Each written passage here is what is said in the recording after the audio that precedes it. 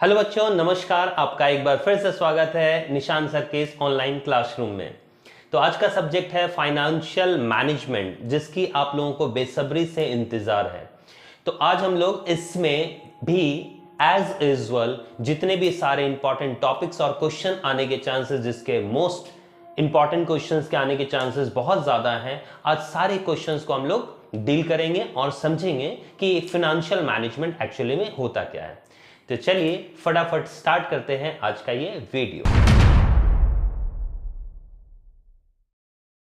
तो सबसे पहला क्वेश्चन जो नोट डाउन करोगे आप लोग, what is financial management, explain its importance, features, how does modern financial management differ from the traditional financial management. तो सबसे पहले फाइनेंशियल मैनेजमेंट सर होती क्या है, हम लोग उसके डेफिनेशन को नोट डाउन करेंगे और उसके बाद समझेंगे कि इसमें क्या क्या इसके इंपॉर्टेंस है। तो फाइनेंशियल मैनेजमेंट नोट डाउन करें। Financial management is a combination of two words, financial meaning related to the finance and management meaning making arrangement to get a job done in the most efficient and the best possible manner। Financial management अगर आप देख पा रहे होगे तो financial मतलब related to money, पैसे से रिलेटेड, और मैनेजमेंट मतलब हाउ टू मैनेज, कैसे किसी भी काम को, किसी भी कार्य को परफेक्शन देकर सही टाइम पर सही समय पर किया जाए, उसको मैनेज क्या किया जाए। तो फाइनेंशियल मैनेजमेंट बताता है पैसों का मैनेजमेंट। एक बिजनेस में हम पैसों का मैनेजमेंट कैसे करेंगे, that is called financial management. आगे कहता है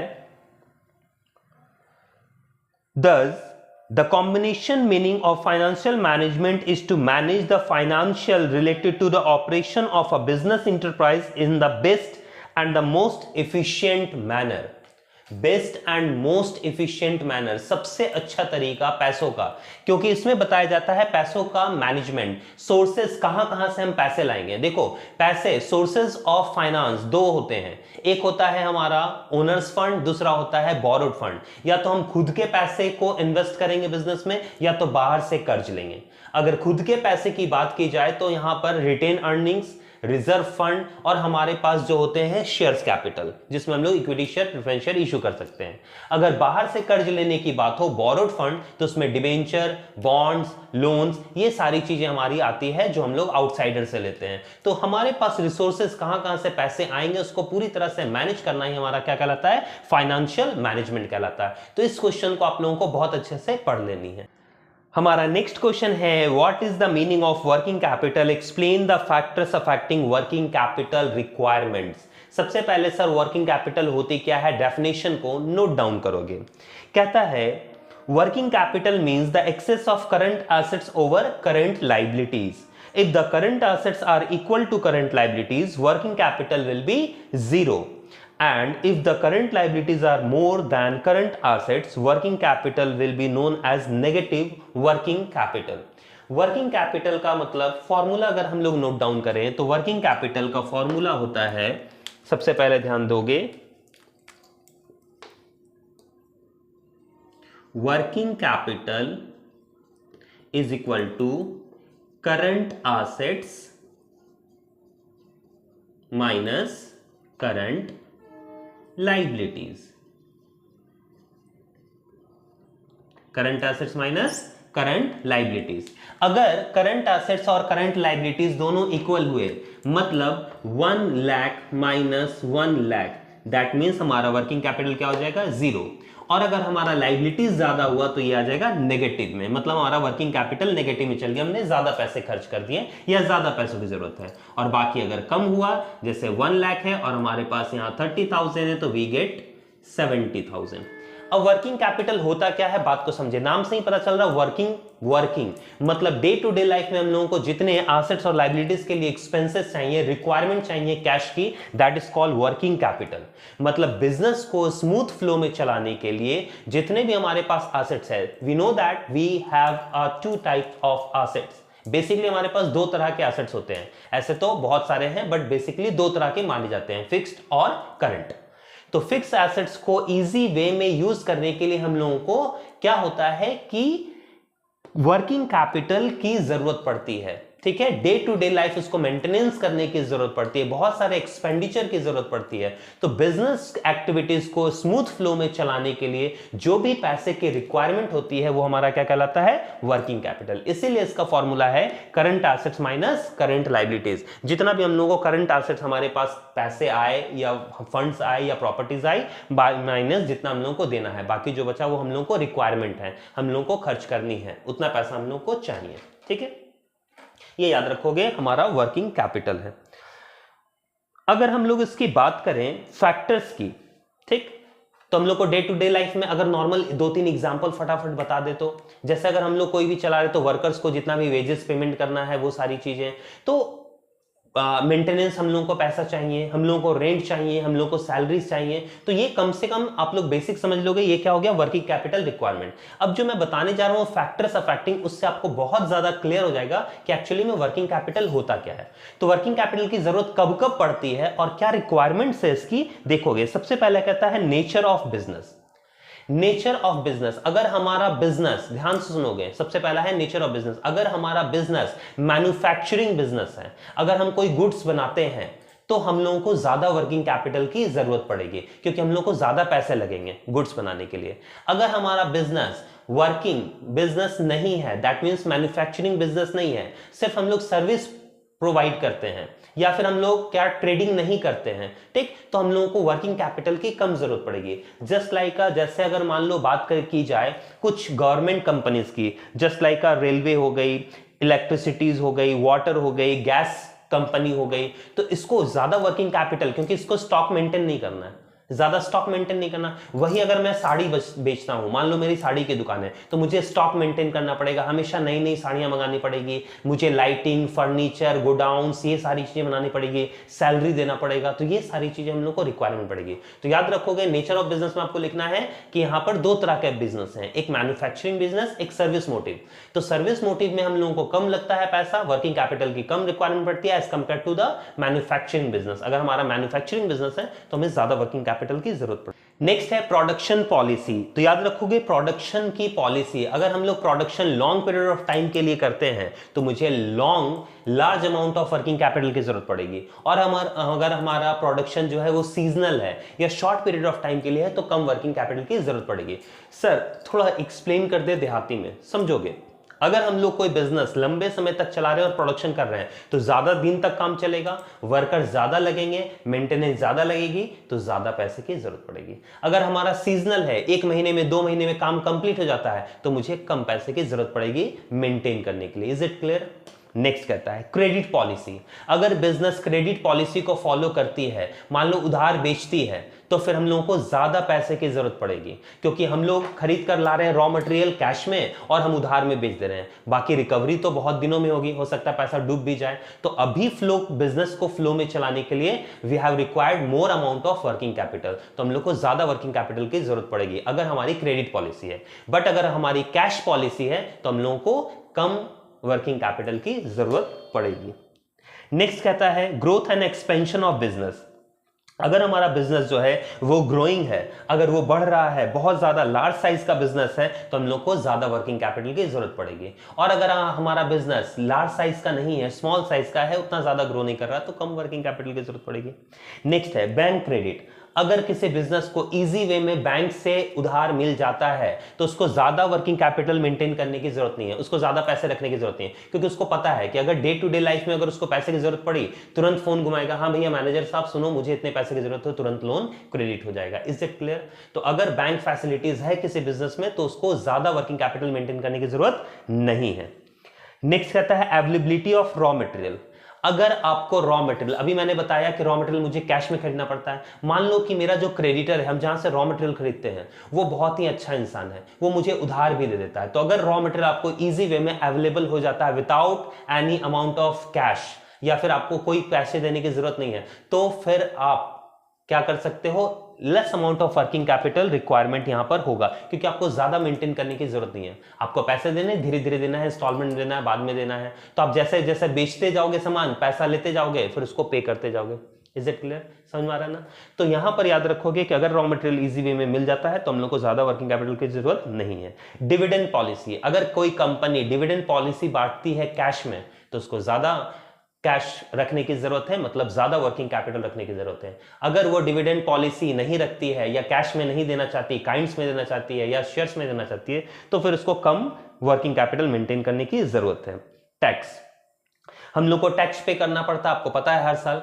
तो अगर जो ज्यादा टैक्स पे करती है उसके लिए ज्यादा वर्किंग कैपिटल की रिक्वायरमेंट होगी, जिसको कम टैक्स पे करना उसको कम वर्किंग कैपिटल की रिक्वायरमेंट होगी। तो अब आपको समझ में आ रहा होगा कि डे टू डे लाइफ में कुछ भी चीज को, पूरे बिजनेस एक्टिविटीज को जब स्मूथ फ्लो में चलाने के लिए जो कैश की रिक्वायरमेंट होती है, जो पैसे की रिक्वायरमेंट होती है, वो कैपिटल हमारा कौन सा कैपिटल कहलाता है? वर्किंग कैपिटल कहलाता है। Is it clear?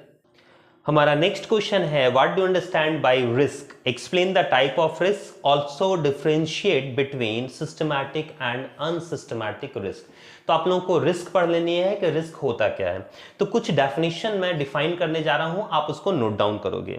Before making an investment, every investor analyse about the possible risk and return from the stock, because there is a different objective of every investors for investment. हर एक investors के मन में, जो invest करना चाहता है, जिसके पास सरप्लस अमाउंट ऑफ मनी है, उसके मन में डर होता है कि भाई मैं जो पैसे लगाने जा रहा हूं वो सेफ है या नहीं है। तो हर एक का रिस्क होता है कि किस फर्म में पैसे लगाए जाए, कहां पैसा लगाया जाए, क्योंकि जहां लॉस होने का डर होगा वहां रिस्क होगा ही होगा। और कॉमन सा कुछ रिस्क है, investor can the following common risk जो है वो लिखोगे।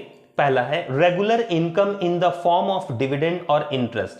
हर एक इन्वेस्टर चाहता है कि हम लोगों को जहां इन्वेस्टमेंट की जाए वहां पर रेगुलर इनकम मिले और डिविडेंड मिले, कि मैं पैसे लगा रहा हूं और मुझे हर महीने कुछ ना कुछ पैसा रिटर्न मिलता जाए। पहला वो मोटिव है, उसका ऑब्जेक्टिव होता है लगाने का। दूसरा होता है कैपिटल गेन और कैपिटल ग्रोथ फ्रॉम इन्वेस्टमेंट। हमने जो लगाया है पैसा वो ग्रो करे, कैपिटल ग्रोथ करे और हमारा पैसा बढ़कर मिले। नेक्स्ट कहता है प्रोटेक्शन फ्रॉम इन्फ्लेशन, क्योंकि महंगाई बढ़ती चली जा रही है। अगर आप पैसा घर पे रखते हो तो 1 लाख का कभी वो 2 लाख नहीं होगा, अगर वो इन्वेस्ट कर देते हो तो 1 लाख का 10 लाख भी हो सकता है। तो इन्फ्लेशन से वो बचा रहे। नेक्स्ट है सिक्योरिटी ऑफ फंड्स एम्प्लॉयड। हमें क्या सिक्योरिटीज मिल रही है, हम जो पैसा लगा रहे हैं, इन्वेस्ट कर रहे हैं, क्या वो सिक्योर है या पूरी तरह से डूब भी सकता है। तो ये बहुत मन में चलता है सारे इन्वेस्टर्स का। तो कॉमन जो ऑब्जेक्टिव्स हैं वो मैं बता रहा हूं, एक इन्वेस्टर के मन में क्या क्या चलता है। नेक्स्ट है लिक्विडिटी। हर एक इन्वेस्टर चाहता है कि मैं एक ऐसे फंड में इन्वेस्ट करूं जहां मुझे लिक्विडिटी मिले।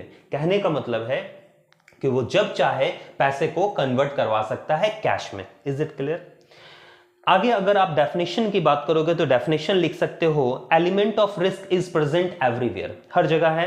Weather investment in stock, capital market और banking, financial area, land, building, gold, silver, हर जगह इन्वेस्टमेंट, हर जगह रिस्क जो है इन्वेस्टमेंट में वो प्रेजेंट है। आप कुछ भी खरीदिए, लेकिन but the degree of risk depend upon the nature of the assets और सिक्योरिटी। लेकिन हमेशा एक जैसा रिस्क हर चीज में नहीं होता, किसी में रिस्क कम है, किसी में रिस्क ज्यादा है। ये डिपेंड करता है नेचर ऑफ इन्वेस्टमेंट, आप किस जगह इन्वेस्ट कर रहे हो।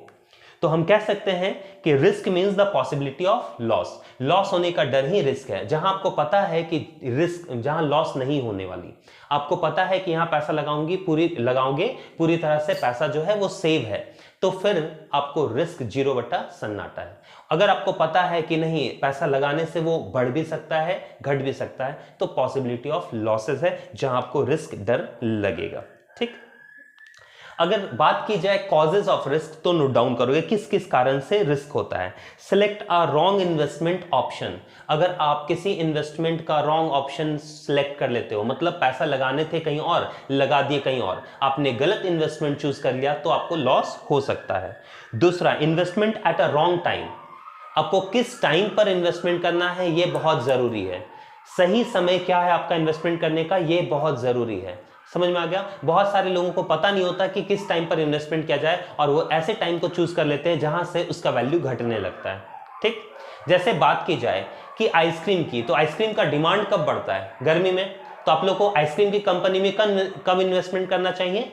आप बोलोगे गर्मी में नहीं, ठंडी में, क्योंकि ठंडी में उसका वैल्यू जो होगा, मार्केट शेयर का वैल्यू जो होगा वो कम होगा। गर्मी में तो वो बढ़ने लगेगा। समझ में आ गया?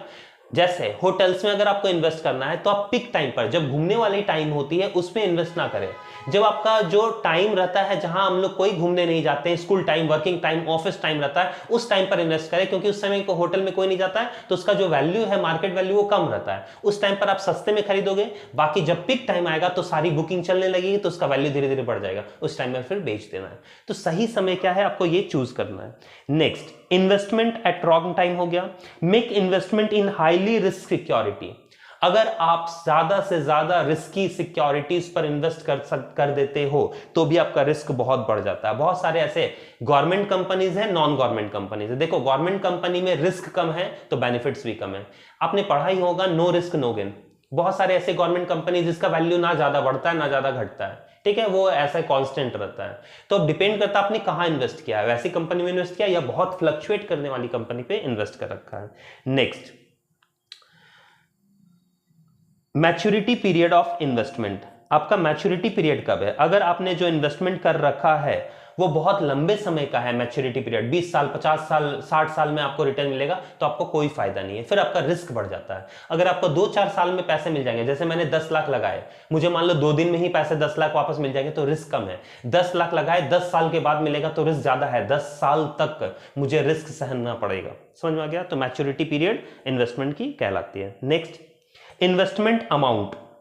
More investment is also a causes of risk. मैंने बताया भी था, अगर आप 10 रुपए इन्वेस्ट करते हो तो रिस्क ज्यादा है, या 10 लाख करोड़ इन्वेस्ट करते हो तो रिस्क ज्यादा है। जितना अमाउंट बढ़ता चला जाएगा उतना रिस्क आपका बढ़ता चला जाएगा। 10 रुपए इन्वेस्ट करने में आप नहीं सोचोगे, लेकिन 10 लाख इन्वेस्ट करने के लिए आप सोचोगे, 10 करोड़ इन्वेस्ट करने के लिए सोचोगे। ठीक।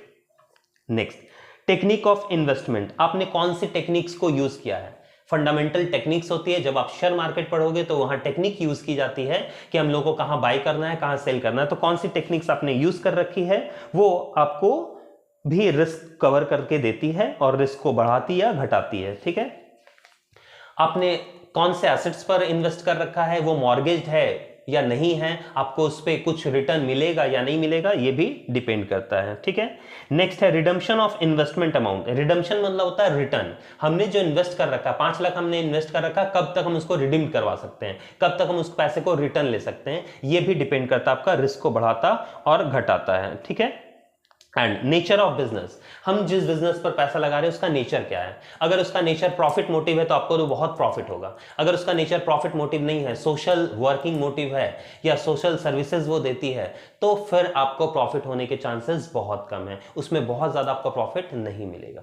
Is it clear? Next question आप लोगों को पढ़ लेनी है, what is capital budgeting, explain its types and important. इसके आने के चांसेस थोड़े से ज्यादा हैं, आप इसको जरूर देख लोगे। देखो, आपको मैनेजमेंट में 1-2 न्यूमेरिकल भी आ सकते हैं, तो न्यूमेरिकल भी आप पढ़ लोगे। नेट प्रेजेंट वैल्यू, पे बैक पीरियड मेथड, पे बैक पीरियड प्रॉफिटेबिलिटी, पे बैक पीरियड प्रॉफिटेबिलिटी इंडेक्स, ये सारी चीजें आप लोग एक बार जरूर देख लोगे, क्योंकि उतना समय तो है नहीं कि मैं सारी न्यूमेरिकल क्वेश्चंस को एक्सप्लेन कर पाऊं, और अगर समय रहती तो मैं जरूर आप लोगों के लिए ये न्यूमेरिकल क्वेश्चंस बताता। बट आप लोग इसके थ्योरीज जरूर कर लें, और अगर जिन्होंने न्यूमेरिकल, क्योंकि मैंने क्लासेस में पढ़ा रखी है, तो मेरे सारे बच्चे न्यूमेरिकल जरूर एक बार देख लें, इससे रिलेटेड, कैपिटल बजटिंग से रिलेटेड। इसके थ्योरी आने के चांसेस भी बहुत ज्यादा है। तो कैपिटल बजटिंग एक्चुअली में होता क्या है, हम लोग देखते हैं। तो लिखोगे definition, capital budgeting is concern with long term capital expenditure decision making. It is a long term planning of capital expenditure on new or existing projects, the benefit of which would accrue to the firm for a number of years in future। देखो, capital budgeting का मतलब, capital मतलब हो गई पूंजी, budgeting मतलब हम लोग जो बजट तैयार करें, हमारे पास पैसा कितना है, कितना पैसा लगने वाला है। ठीक है। जैसे आप अगर बाजार में, मार्केट में कपड़े खरीदने जाते हो तो अपना एक बजट बना के जाते हो कि मुझे 5,000 या 10,000 की कपड़े लेनी है, और दुकानदार भी आपसे पूछता है कि भाई आपका जो बजट लाइन है वो कितना है, कितने का बजट है, कितने के कपड़े दिखाऊं। तो वैसे ही जब हम लोग प्रोजेक्ट लगाते हैं तो हम भी एक बजट तैयार करते हैं। ठीक है। तो बजट तैयार करने के अकॉर्डिंग हम लोग क्या करते हैं कि किस प्रोजेक्ट्स में हम लोग पैसे लगाएं ताकि हम लोग जल्द से जल्द रिटर्न हम लोगों को मिल जाए। इसको यूज करने के लिए, यूटिलाइज करने के लिए और एनालाइज करने के लिए हम लोग यूज करते हैं पे बैक पीरियड मेथड। पे बैक पीरियड नाम से ही पता चल रहा होगा, जितना हमने इन्वेस्ट किया है, पे बैक हम लोगों को वो रिटर्न मिल जाएगा। तो जब जल्द से जल्द रिटर्न मिल जाए वो प्रोजेक्ट हमारे लिए बेस्ट है। ठीक है। जैसे हम लोगों ने मान लो 1 लाख रुपए लगाए, सपोज हम लोगों ने 1 लाख रुपए लगाए, ठीक, और हम लोगों के पास दो प्रोजेक्ट्स है, प्रोजेक्ट ए, प्रोजेक्ट बी, समझोगे। प्रोजेक्ट ए मुझे 10,000 रुपए देता है, हर साल 10,000 रुपए देता है, और प्रोजेक्ट बी जो है मुझे 50,000 रुपए देता है। बट प्रोजेक्ट बी जो है मुझे 50,000 रुपए देता है सिर्फ 4 सालों के लिए, और ये 10,000 रुपए देता है मुझे मान लो 50 सालों के लिए, ठीक है। अब 50 सालों में अगर मैं देखूं तो ये कितना मिल जाएगा मुझे, 5 लाख रुपए, और ये कितना मिल रहा है मुझे, 2 लाख रुपए। तो फायदा क्या है, 5 लाख, 1 लाख लगाओ 5 लाख पाओ। लेकिन टाइम पीरियड देखोगे 50 साल, ठीक। अब हम लोग को देखना है कि हमारा जो कैपिटल अमाउंट है, जो हमने इन्वेस्ट किया 1 लाख रुपए, ये कितने दिनों में रिटर्न हो रहा है। तो अगर मैंने 1 लाख इन्वेस्ट किया था और हर महीने हर साल मुझे 10,000 मिल रहा है, तो 10,000 अगर मिल रहा है तो 10, अगर मैं बात करूं कितने साल में कवर हो जाएगा, 10 ईयर्स। यहां मैंने इन्वेस्ट किया था 1 लाख रुपए, और हर साल मुझे कितना दे रहा है, 50,000। कितने सालों में कवर हो जाएगा, 2 सालों में। आप सोचो कोई भी आपने पैसे लगाए वो 2 साल में कवर हो जाए वो अच्छी बात है, 10 साल में कवर हो वो अच्छी बात है। सर 2 साल में, क्योंकि पैसा मिल गया उसके बाद प्रॉफिट मिलता रहेगा, कोई दिक्कत नहीं है, पैसा तो हमारा आ गया ना। क्योंकि इन्फ्लेशन कितना महंगाई बढ़ेगा उसका वैल्यू क्या रहेगा ये आपको नहीं पता है। तो ये मेथड कहलाता है पे बैक पीरियड मेथड। पे बैक, कितनी जल्दी हम लोगों को रिकवर हो जाए, पे बैक पीरियड मेथड, ठीक है। तो यहां पर कैपिटल बजटिंग का डेफिनेशन जो कहता है कि हम लोगों को पैसा ऐसे इन्वेस्टमेंट करना है, ऐसे प्रोजेक्ट में लगाना है जहां हम लोगों को फ्यूचर में जल्द से जल्द रिटर्न मिल जाए और हम लोग सेफ हो। तो ये पूरा का पूरा बजटिंग जो कॉन्सेप्ट है ये क्या कहलाता है, कैपिटल बजटिंग कहलाता है। अगर दूसरी डेफिनेशन की बात की जाए, मिल्टन एच स्पेंसर कहते हैं, according to capital budgeting involve the planning of expenditure for assets, the return from which will be realized in the future time period। एक ऐसा पैसा लगाना जो फ्यूचर में रिटर्न देगा। क्योंकि आज अगर आप प्रोजेक्ट्स में लगा रहे हो, मान लो कोई मशीन आपने खरीदी आज, तो रिटर्न तुरंत तो वो पैसा थोड़े छापने लगेगा, वो तो उससे प्रोडक्ट बनाओगे, उससे बेचोगे, बाद में उसको रिटर्न मिलेगा। तो वो लंबे समय के लिए फ्यूचर प्लानिंग है। तो कहीं ना कहीं कैपिटल बजटिंग ये होता है कि हम लोग ऐसे प्रोजेक्ट्स में इन्वेस्ट करें जो फ्यूचर में हम लोग को बेनिफिट्स दे पाए। इसमें आप लोग देख लोगे इसके टाइप्स को, जैसे मैंने बताया अभी, नेट प्रेजेंट वैल्यू एनपीवी देख लोगे आप, पे बैक पीरियड देख लोगे, पे बैक पीरियड प्रॉफिटेबिलिटी देख लोगे, पे बैक पीरियड प्रॉफिटेबिलिटी इंडेक्स देख लोगे। ये सारी चीजें जरूर कर लें आप कैपिटल बजटिंग में। नेक्स्ट हम लोगों को पढ़ लेनी है define cost of capital, explain its significance in financial decision making. तो सर कॉस्ट ऑफ कैपिटल होती क्या है, हम लोग ध्यान देंगे। तो the cost of capital means the minimum rate of return that a firm must earn on its investment. If the firm earned the rate less than this, the market price of the firm shares will fall in the market. Cost of capital का मतलब होता है कि हमने जहां invest कर रखा है उसका एक मार्केट रेट, मान लो जैसे आप बैंक में इन्वेस्ट करते हो, ठीक है, तो बैंक में आपको इंटरेस्ट कितना मिलता है, 4%, 5%, सपोज दैट इंटरेस्ट मिल रहा है, ठीक है। आप दूसरे प्रोजेक्ट में इन्वेस्ट कर दिए और वहां रेट ऑफ रिटर्न आपको 2% या 1% मिल रहा है। तो अगर मार्केट प्राइस से, मार्केट का जो लेवल चल रहा है उससे अगर आपको कम रिटर्न मिल रहा है तो आपका जो कॉस्ट ऑफ इन्वेस्टमेंट है, कॉस्ट ऑफ कैपिटल है, वो बहुत ही महंगा पड़ गया और वो धीरे धीरे घटने लगेगा। क्योंकि मार्केट में फिर सारे कोई इन्वेस्टमेंट करना छोड़ देंगे और उस शेयर्स को बेचना स्टार्ट कर देंगे। समझ में आ गया। तो ये चीजें आपको याद रखनी है कि अगर मार्केट वैल्यू का रेट जो है वो कम होने लगेगा तो फिर आपका कॉस्ट ऑफ कैपिटल कम होने लगेगा, ठीक। ये आप डेफिनेशन इसमें कर लोगे। दूसरा अगर आप लिखोगे according to M J. Gordon, the cost of capital is the rate of return a company must earn on an investment to maintain the value of company. एक कंपनी चाहती है कि उसका जो इन्वेस्टमेंट है, एक रेट है, वो उसको अर्न करे, ठीक है।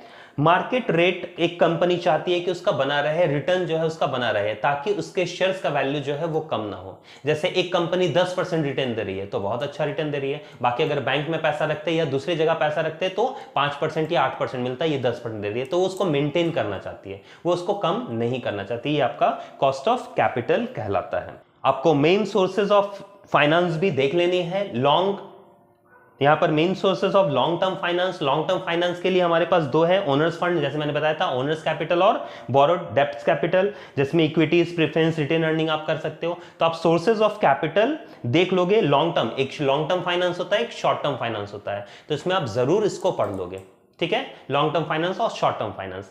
रिस्क आपको देखना है, रिस्क में मैंने टाइप्स बताया, टाइप जरूर देखिएगा, सिस्टमैटिक रिस्क और अनसिस्टमैटिक रिस्क, जो हमारे कंट्रोल में होता है, जो हमारे कंट्रोल में नहीं होता, ये जरूर पढ़ लेंगे। तो आप लोगों को नेक्स्ट क्वेश्चन पढ़ लेनी है, explain the concept of pay back period method, why it is popular among the businessman and what are its limitation. Pay back period मैंने अभी बताया, उसको पढ़ लेना है, उसके क्वेश्चंस भी आने के चांसेस आपके ज्यादा हैं। नेक्स्ट आपको पढ़ लेना है what is mean by the financial leverage. Leverage आपको जरूर पढ़ना है, लिवरेज भी आपका आ सकता है, जरूर पढ़िएगा। What is the mean by the financial leverage, explain the various types of leverage. इसमें आपको ऑपरेटिंग लिवरेज, फाइनेंशियल लिवरेज पढ़ लेनी है, ये आप ध्यान से इसको पढ़ लोगे, ठीक है। तो ये थे आपके सारे इंपॉर्टेंट क्वेश्चंस। मैं क्वेश्चंस को एक बार रिपीट कर दूंगा, आप नोट डाउन कर लोगे। अगर आपका नोट्स आपके पास इस सारी क्वेश्चंस के नोट्स हैं अवेलेबल तो आप उससे पढ़ लें, बुक्स हैं तो पढ़ लें, और अगर आपके पास नोट्स और बुक्स नहीं अवेलेबल है तो आप मुझे कमेंट्स कर सकते हो, मेरे से जितनी भी पॉसिबल हेल्प होगी मैं कर दूंगा, आप लोगों को नोट्स प्रोवाइड कर दूंगा। और एक मोस्ट इंपॉर्टेंट आप लोगों के लिए न्यूज़ है, क्योंकि आप लोगों की एग्जाम खत्म हो रही है, सेमेस्टर 6 आप लोगों का कंप्लीट हो रहा है, अब आप लोग कहीं ना कहीं अपने आगे फ्यूचर्स के लिए आप सोचोगे, उस पर आप काम करोगे। कोई रेलवे, कोई एसएससी, कोई बैंकिंग, कोई एमबीए, कोई सीए, कोई सीएस, ये सारी चीजें आप लोग करोगे। तो इसके लिए मैं एक सेमिनार कर रहा हूं, अगर आप लोग ज्वाइन करना चाहते हो तो ज्वाइन कर सकते हो सारे बच्चे, मैं उसके वीडियोस भी डाल दूंगा। अगर किसी को प्रॉब्लम है कि आगे कौन सी चीजें करनी चाहिए सर, कौन सी चीजें नहीं करनी चाहिए, बहुत सारा कंफ्यूजन है, तो उसे मैं कोशिश करूंगा कि मैं आप लोगों को हेल्प कर पाऊं, पहला point. Second point is that कि सारी चीजों में अगर एक चीज है कॉमन तो वह है कंप्यूटर। कंप्यूटर आप लोगों को सारी चीजों में कॉमन सब्जेक्ट बना हुआ है, वो कंप्यूटर का सर्टिफिकेट हो या कंप्यूटर बेस्ड एग्जाम हो। तो इसके लिए मैं आप लोगों को सजेस्ट करता हूं कि आप जरूर एक कंप्यूटर कोर्स, जिन्होंने कर रखा है वो अच्छी बातें हैं, जिन्होंने नहीं कर रखा है वो प्लीज कंप्यूटर कोर्स कम से कम बेसिक जो आपकी होती है डीसीए टैली, वो कम से कम बेसिक आप लोग कर लें। आप किसी भी इंस्टीट्यूशन में कर सकते हो, और अगर किसी को चाहिए कि वो मेरे इंस्टीट्यूशन में आकर करे तो वो वहां पर भी कर सकते हो। हमारे यहाँ भी बेसिक कंप्यूटर नॉलेज के सारे चीजें अवेलेबल है, और वो भी बेसिक रेट पर, ठीक है। अगर कोई इंटरेस्टेड है और कोई करना चाहते हैं तो वो हमसे कांटेक्ट कर सकते हैं, हमारा नंबर दिया गया है, आप उस पर कॉल कर सकते हो, मैसेज कर सकते हो, और हमसे बात करके अपनी क्लासेस को ज्वाइन कर सकते हो। या आप लोगों को और कोई फर्दर क्लासेस जो आपके घर से नजदीक हो, बट याद रखोगे जो अच्छे सर्टिफिकेट दें और अच्छे तरीके से आपको हर एक पॉइंट समझाए, आप वहीं ज्वाइन करोगे। ऐसा नहीं कि आप देखोगे कि हाँ वो 100 रुपए और 50 रुपए में पढ़ा दे रहा है बट वो कॉन्सेप्ट क्लियर नहीं कर रहा, तो आप सर्टिफिकेट सिर्फ ना लें, कॉन्सेप्ट जरूर क्लियर करें, क्योंकि ये बेसिक नॉलेज है, बेसिक नॉलेज आपको बहुत काम देगा, ठीक है। तो आप ये सारी चीजें जरूर करें। अभी कंप्यूटर ज्वाइन कर लेंगे एग्जाम के बाद, और उसके बाद जब मैं सेमिनार करूंगा तो आप उसको भी ज्वाइन कर लेंगे, अपने क्वेश्चंस को अराइज कर लेंगे, उससे भी मैं सॉल्व कर दूंगा।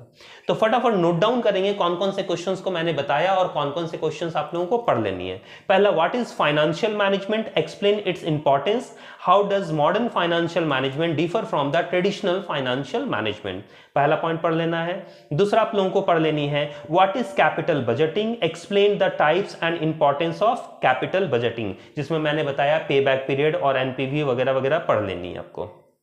फिर मैंने बताया what is mean by the financial leverage, explain the various types of leverage, कितने तरह के होते हैं, जिसमें आपको मैंने बताया ऑपरेटिंग और फाइनेंशियल लिवरेज जरूर पढ़ लीजिएगा।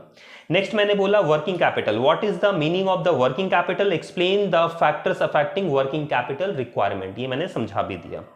नेक्स्ट आपको पढ़ना है explain the concept of pay back method, why it is popular among the businessman and what are its limitation, ये आपको पढ़ लेनी है। नेक्स्ट पढ़ना है define cost of capital, explain its significance in financial decision making. Next आप लोगों को पढ़ लेनी है what do you understand by the risk, explain the type of risk, जिसमें आपको सिस्टमैटिक और अनसिस्टमैटिक रिस्क को देख लेना है। और लास्टली अगर कुछ देखना चाहो तो आप डिविडेंड पॉलिसी देख सकते हो। ठीक है। डिविडेंड पॉलिसी आपको लास्ट टाइम भी आ चुकी है क्वेश्चंस, अगर आपको मन करे तो आप देख लोगे। What do you mean by dividend policy, explain the different type of dividend policy, ठीक है।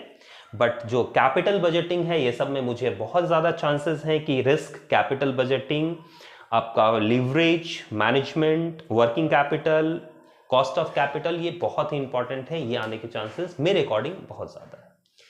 तो चलिए आज का वीडियो हम लोग यहीं पर समाप्त करते हैं। आप लोग भी सारे क्वेश्चंस को अटेम्प्ट करें, सारे क्वेश्चंस को पढ़ लें, आपके पास एक दिन का टाइम है। फिर मिलेंगे हम लोग अपने नेक्स्ट वीडियो में, तब तक के लिए धन्यवाद, बाय।